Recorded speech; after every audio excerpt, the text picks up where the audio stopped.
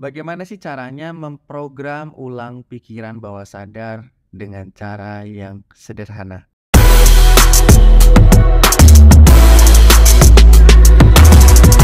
Oke, kita kembali lagi bersama saya Erlang Brayida di channel ini. Bagaimana sih caranya kita memprogram ulang pikiran untuk bisa mencapai impian dengan lebih mudah?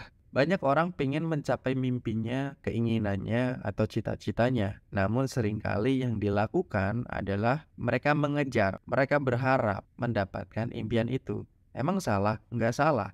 Namun itu memakan tenaga, pikiran, dan waktu yang tidak sebentar. Dan sangat lelah sekali karena kamu terus-menerus mengejar. Kata motivator, genggam impianmu, kejar impianmu, begitu. Ketika kita terus-menerus menggenggam impian, menggenggam cita-cita, kita jadi lupa. Lupa untuk apa? Melepas. Kebanyakan orang tidak tahu cara melepasnya bagaimana, karena saking kuatnya menggenggam, akhirnya sulit untuk bisa melepaskan. Kita tidak diajarkan caranya melepaskan, kita hanya diajarkan caranya mendapatkan. Ketika apa yang kita dapatkan tidak lagi menjadi milik kita atau pergi, menghilang, kita akan sedih.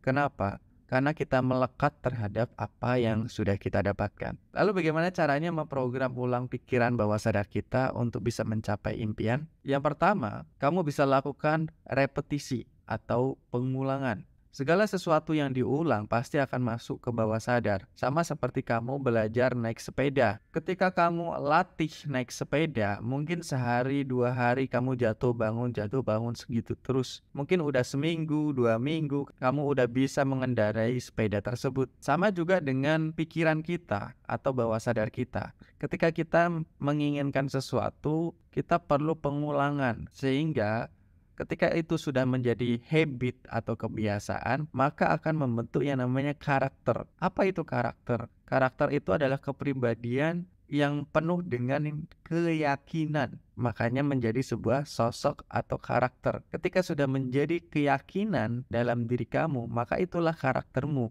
Tapi ketika hal tersebut belum menjadi keyakinan, maka tidak akan pernah menjadi karakter. Dalam proses perubahan atau transformasi itu membutuhkan 5 hal. Yang pertama, kita perlu berpikir dengan pikiran yang tepat. Kemudian kita perlu melakukan tindakan yang tepat. Selanjutnya setelah udah bertindak atau melakukan dan itu diulang-ulang, baru menjadi kebiasaan atau habit. Setelah habit itu terbentuk, maka selanjutnya menjadi keyakinan atau karakter. Ketika sudah menjadi karakter, baru akan terwujud menjadi kenyataan. Artinya tidak ada yang instan di dunia ini. Kita butuh pengulangan. Berapa kali pengulangan itu relatif. Ada yang mengatakan 21 hari sampai 90 hari untuk bisa menjadi habit atau kebiasaan. Karena ketika sudah menjadi kebiasaan akan semakin mudah untuk membentuk keyakinan tersebut. Karena kita sudah terbiasa. Ingat, biasa itu karena terbiasa. Jadi kalau kamu tidak membiasakan diri, ya kamu tidak akan terbiasa. Kamu nggak akan nyaman, tidak akan menikmati. Yang kedua, merasakan apa yang kamu inginkan itu sudah tercapai. Sadari dulu bahwa otak bawah sadar itu tidak mengenal imajinasi dan realita. Contohnya bagaimana? Contohnya seperti ini. Sekarang kamu bisa pejamkan mata, rileks, santai dulu, tenangkan diri kamu. Kamu pilih antara lemon dan jeruk nipis. Kamu memilih yang mana? Apakah jeruk nipis atau lemon? Oke, sudah? Nah, sekarang kamu bisa gunakan tangan kiri atau tangan kanan, bebas. Sudah ya? Nah, setelah itu kamu bisa bayangkan, imajinasikan, berikan warna yang jelas, cahaya yang terang pada imajinasi tersebut. Jika itu lemon, maka berwarna kuning. Jika itu jeruk nipis, maka berwarna hijau biasanya. Kamu pegang dulu, kamu amati, kamu rasakan dulu bentuk dari buah tersebut. Buahnya masih utuh. Oke, sudah terasa, sudah terbayang ya. Kemudian kamu pegang pisau, entah di kanan kamu atau di kiri kamu. Sudah? Oke, sekarang rasakan pisaunya, kamu menggenggam gagang pisau tersebut. Ya, bayangkan dan rasakan pisau itu tajam dan sangat kuat. Jadi hati-hati. Pelan-pelan kamu iris buah tersebut, entah lemon ataupun jeruk. Sudah? Oke, sekarang kamu taruh pisau tersebut dan kamu ambil separuh dari buah yang sudah kamu potong. Sudah ya? Kamu lihat dulu ada bijinya ya, terus mulai keluar airnya dan mulai kecium tuh baunya ya. Dan pelan-pelan kamu bisa cium dan dekatkan di hidung kamu dulu. Mulai terasa aromanya yang begitu menyengat ya.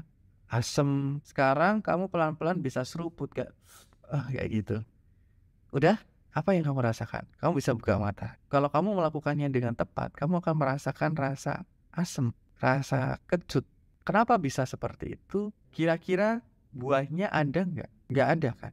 Itu hanya di imajinasi kamu saja, hanya di pikiranmu saja, tapi bisa menciptakan sensasi di dalam tubuh kamu. Itulah yang tadi saya katakan bahwa pikiran itu tidak bisa membedakan imajinasi dan realita. Kenapa? Karena syaraf sepenuhnya itu dikontrol oleh panca indera. Sedangkan tadi saya mempengaruhi panca indera kamu saja. Itu yang membuat kamu bisa merasakan hal tersebut. Artinya ketika kamu bisa merasakan apa yang kamu impikan, apa yang kamu cita-citakan, keinginan-keinginan kamu, itu udah tercapai, udah terjadi, maka itu akan terjadi dengan lebih mudah.